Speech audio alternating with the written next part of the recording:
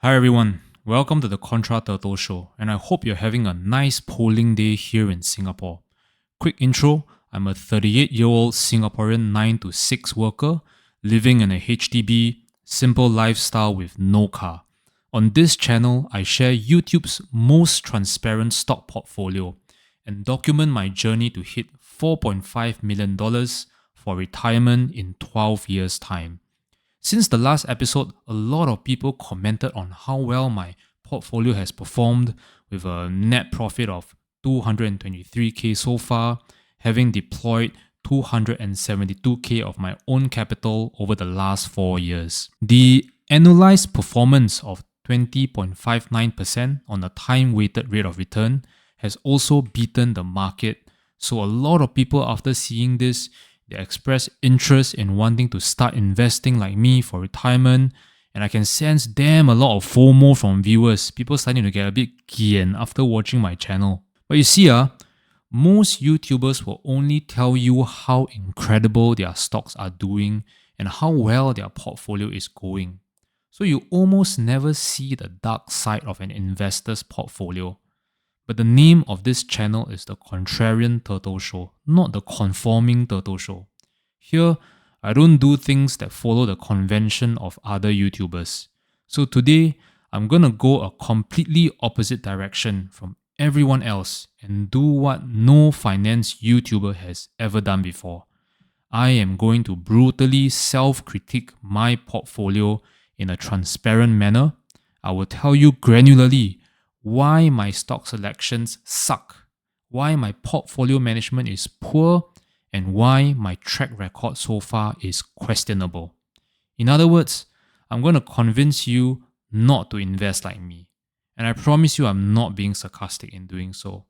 So you might be thinking, what is this guy talking about? Sure got ulterior motive one. Why would anyone explain how bad they are doing with their portfolio? There are 3 reasons why I'm going to bash my portfolio today. First, my aim is to be the most transparent investment YouTuber in the world. So if I only tell you the good side and not the bad side of my investment journey, then I am simply being wayang or hypocritical. Second, this is a good test of my ego control. I believe that one of the important requirements of an investor is not just his ability to find great stocks, but to be like water, as Bruce Lee says, open-minded and flexible, ready to admit when I am wrong on my stock picks. So this episode serves as good practice for my ego control, where I share all my portfolio weaknesses openly. Because, quoting George Soros, it's not about whether you're right or wrong. It's how much you make when you're right and how much you don't lose when you're wrong. Because the truth is, most investors get too married to their positions, especially after they've announced to the whole world how great their stock picks are. The danger is that investors might be too hypersensitive to external feedback from others, and then they just stop learning about the weaknesses of their positions altogether as time goes by. And if fundamentals do change one day, which they might, investors simply cannot let go of their egos, admit their mistakes, and cut losses fast enough. By sharing all the flaws of my portfolio today, I am conditioning myself for this possibility that my thesis becomes wrong one day. So I won't be held hostage by my own ego. For the third and most important reason why I'm bashing my portfolio this episode, I will share this towards the end, so stick with me, and this final reason will only make sense if you watch to the end. So let's get started. First, we have to address the elephant in the room, which is that I only have 5 stocks in my portfolio, namely Meta, Netflix, Exxon, Mercado Libre, and Amazon. So the thing about comments like this viewer, he's absolutely correct. My portfolio carries extremely high risk, given the small number of positions that I have. In fact, studies have shown that portfolio risk climbs exponentially as you reduce your number of stocks below 10. Having such a small portfolio of only 5 stocks means that the volatility is insane, and all it takes is for any one of my 5 positions to report bad earnings, bad news, or worst of all, fraud, and the overall portfolio will be sent crashing significantly. For example, in an earlier episode, I talked about how I lost $105,000 when Trump announced his tariff plans. In less than 2 months, my portfolio crashed from a high of 518K to 413K, which is a negative 20% fall. What if this happens as I'm nearing retirement age? It's very possible with such a volatile portfolio, that I get a sequence of bad returns near retirement that would totally ruin my retirement plans. In fact, right now, 2 out of 5 of my positions face serious problems. Meta is going through a FTC trial that might result in a forced sale of Instagram and WhatsApp. And if that happens, it's very bad for Meta because they could potentially lose the network effect across their family of apps. At the same time, Amazon is getting hit by the Trump tariffs because they import a lot of goods from China to sell to Americans. And we don't know how long this trade war will last for. So out of 5 stocks, I only need bad news to hit 1 or 2 of my positions, and the entire portfolio just falls flat on its face. Compared to if I held 20 stocks, or if I bought a broad diversified index fund like the S&P, the impact on my overall portfolio would be less volatile if even a few companies report bad news. And don't forget, this is just the downside risk of a small portfolio. There is also an upside opportunity risk. What do I mean by that? Right now, I've only picked 2 out of the magnificent 7 stocks. How sure am I that I picked the correct 2? What if the remaining next 7, like Nvidia or Tesla, which I don't own, what big, and carries the S&P 500 to the moon, leaving my portfolio trailing behind? Then I'm going to massively underperform the market because I simply missed out on big movements because I didn't pick the right stocks. Now, speaking of trying to beat the market, in an earlier video where I talked about aiming for retirement in 12 years' time, I mentioned that I needed to clear 16% returns per annum to hit my retirement sum. So I got a lot of comments on this 16% being too ambitious. And one of the responses is really interesting. He was from a banker with over 32 years in wealth management. So please, everyone, continue to send in your comments. I read every one of them. It's very helpful for me to hear different viewpoints and to keep my mind open and flexible.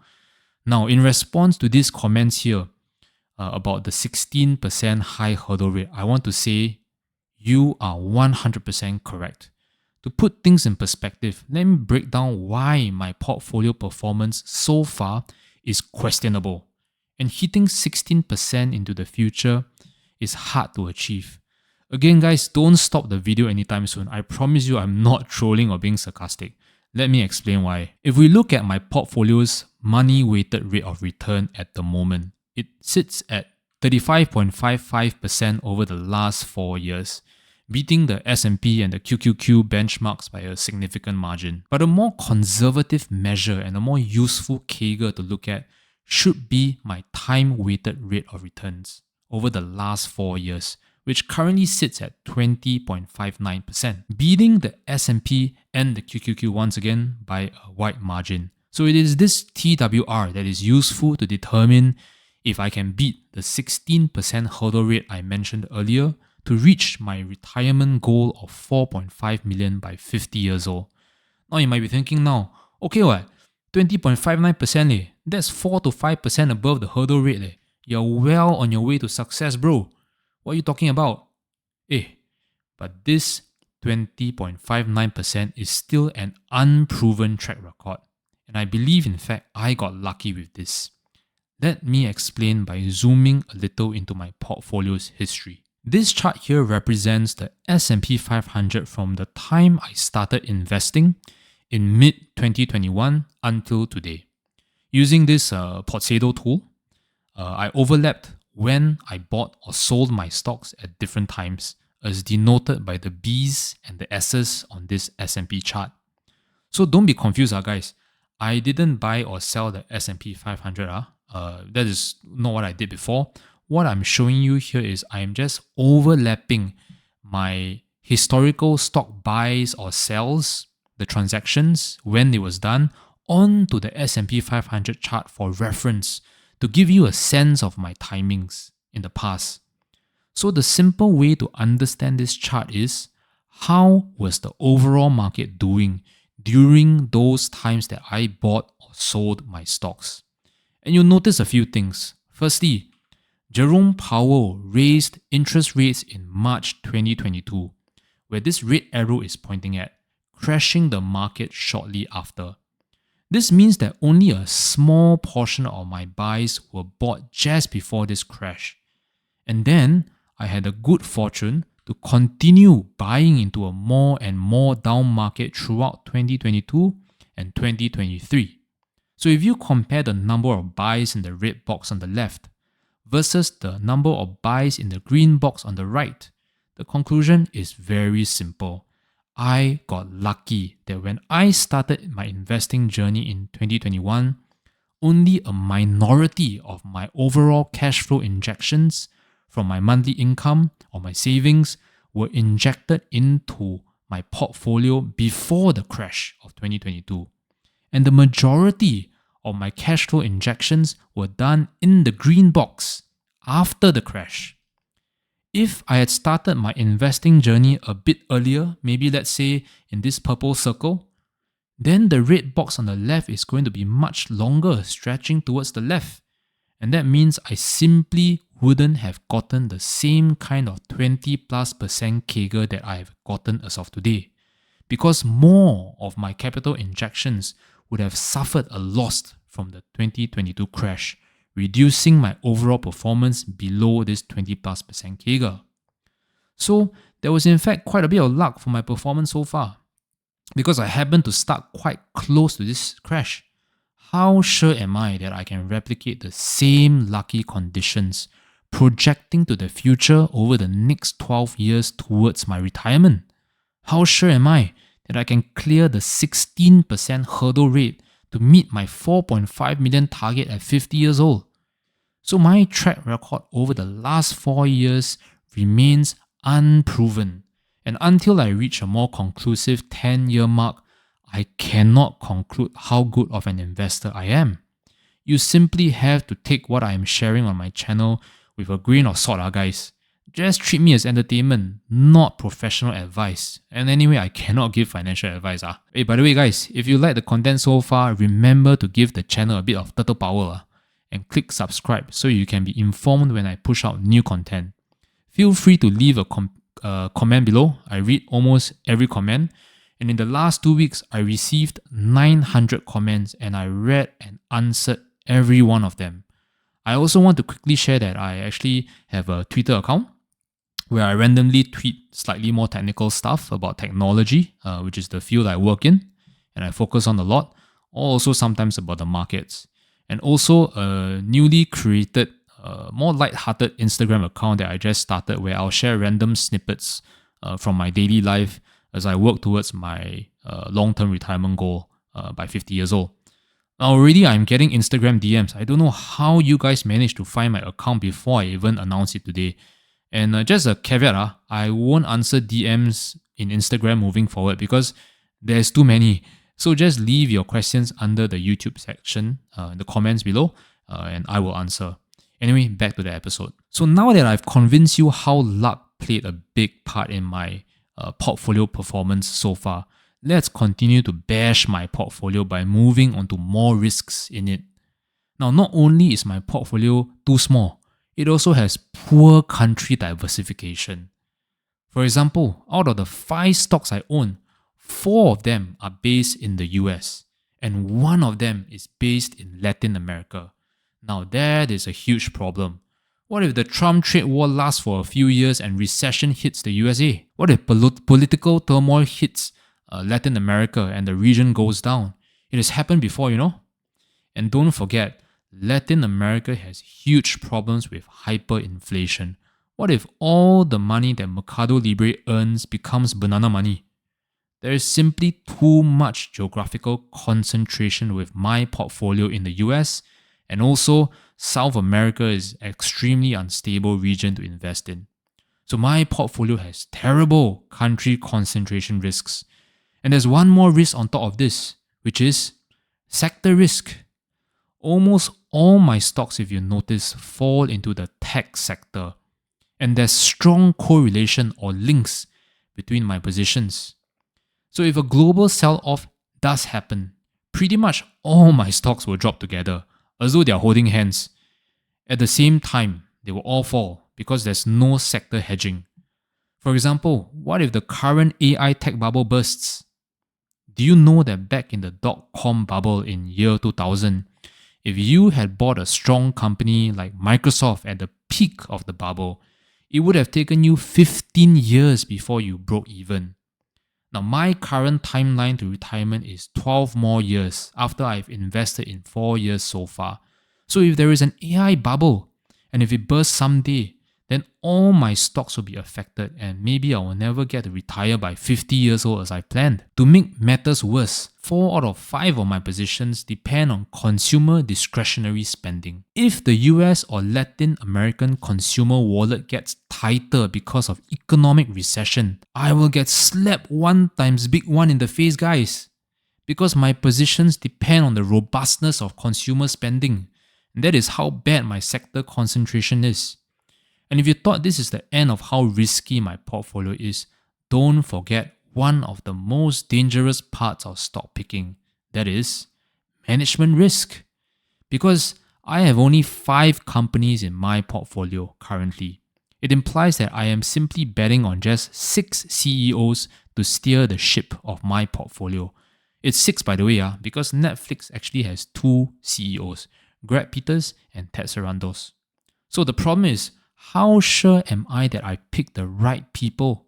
How do I know if the CEOs have good character or good capital allocation management? For example, remember how in 2022, Mark Zuckerberg overspent on Reality Labs during COVID while revenue growth was hit, sending Meta's shares crashing nearly 80% in value. The metaverse, as you guys remember, was overhyped, too ahead of its time. So how do I know he won't make the same mistake with GPU spending in the current AI hype cycle? What if he's wrong again this time on capital allocation? Or how about the fact that both Netflix co-CEOs have sold almost all their shares earlier this year? How sure am I that management still cares about the long-term interests of the company since they no longer have significant skin in the game as us investors? So, if I compare my portfolio with a white basket ETF like say the S&P or the VWRA index, all these index funds don't face the same management risks as I do because index funds consist of hundreds of companies and therefore hundreds of CEOs serving them. So the risk of all the CEOs screwing up is very low. Whereas if any one of my 6 CEOs screws up, is game over for the Contra Turtle portfolio. That is how unstable my portfolio is in a chaotic and stormy environment like the markets. Which brings me to the third and final reason which I mentioned at the start of this episode, why I made this episode, to self-criticize my portfolio, which is that most YouTubers will tell you how amazing their portfolio is doing. But in actual fact, if you really granularly examine all the risks they are taking up, as well as the truth behind their historical performance, sometimes it's just not worth it to do stock picking. You might as well be better off focusing on a diversified, broad, and low-cost index like the S&P 500 or the VWRA for the long term. There's even a name for this style of index investing, which we call the Boglehead way of investing. Don't forget, 90% of fund managers who think they are riding a Ferrari with their stocks don't beat the market index train. So I have no illusions that I'm on a Ferrari with my portfolio. In fact, I think I'll be walking instead because the COE in Singapore is damn bloody expensive, so I probably won't beat the market. Anyway, I hope you guys enjoyed this episode, everyone. May the turtle compounding spirits be with you. Thank you for watching and have a great polling day weekend. Remember to vote wisely for your short-term benefits. Thank you guys.